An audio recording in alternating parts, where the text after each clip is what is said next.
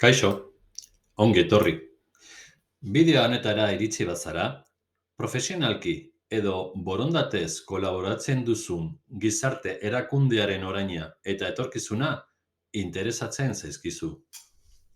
Bizi dugun aro digitalak eskaintzen dituen aukeri esker, hirugarren sektore sozialeko erakundeek eraginkortasunez bete ditzakete beren helburuak.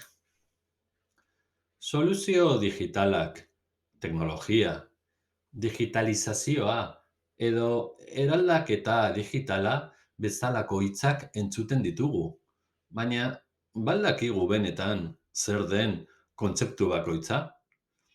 Digitalizazioa informazioa formatu analogiko batetik formatu digital batera aldatzea da.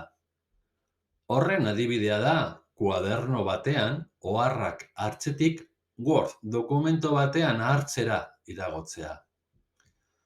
Bihurketa horri esker, informazioa azkarrago eta errazago parteka daiteke. Eraldaketa digitala erakunde bat hobeto kudeatzeko gaitasun digitalak txertatzea da. Aurreko adibidea erabiliz, dokumento digital bat partekatzeak aukera ematen du zenbait pertsonak dokumentuari buruzko kontsiderazioak denbora errealean emateko. Eta, beraz, parte hartzea errazagoa eta naturalagoa da. Eraldaketa digitalak, printzipioak eta prozesuak evoluzionarazten dituzten aldaketa kulturalak ekartzen ditu. Pertsonek ere egiten dute hori.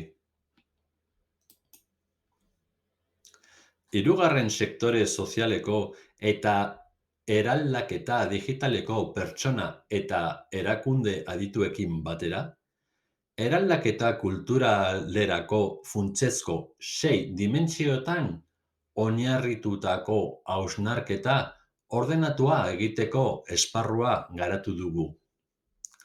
Hausnarketa hori elkarrizketa baten bitartez hezurmamitzen da.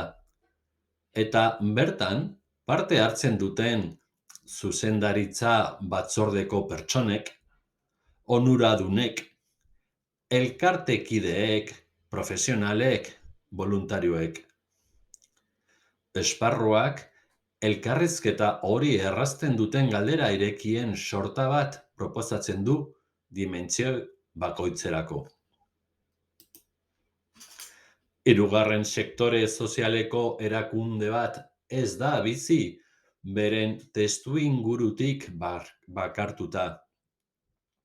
Horren adibidea da sinadura elektronikoa. Egunean edukitzera behartzen du eta, era berean, operatiba errazten du.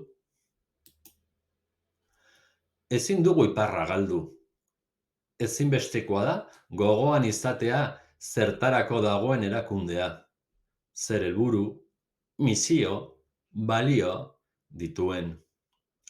Hala egin ezean, azkenean hartuko ditugun erabakiak eta garatuko ditugun jarduerak ez dira baliagarriak izan nahi dugulako, esan dugunerako.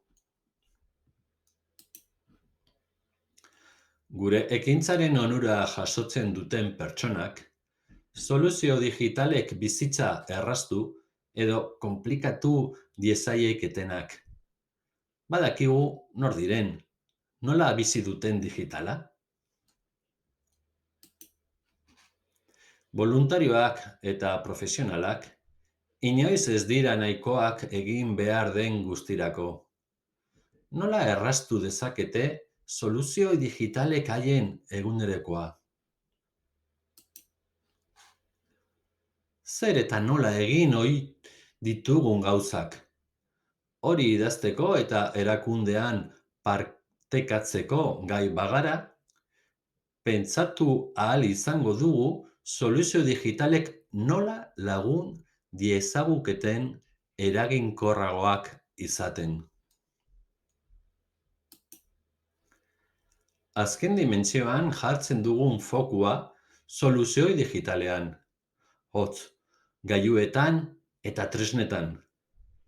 Zein izan daitezkeen eta zer eta nor behar dugun haiek txertatzeko.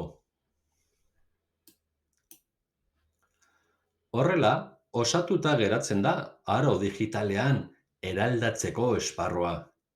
Eraldaketa, prozesu geldia eta inoiz amaitzen ez dena. Garatu dugun gidariekin, hausnarketa hau antolatzeko aukera izango duzu. Erakundearentzat baliagarria izan dadin. Dimentsio bakoitzako galdera zehazten gain, ikusiko duzu lana barrutik nola antolatu, nola gonbidatu, hausnarketa saioak nola diseinatu eta abar. Iradokizun bat besterik ez da, jakina. Ziur prozesua arraskatatsua izateko osagaiak txertatuko dituzuela. Zorionak, hausnarketa bide horri ekitea. Aro digitala aprobetxatzeko aukera paragabea izango da.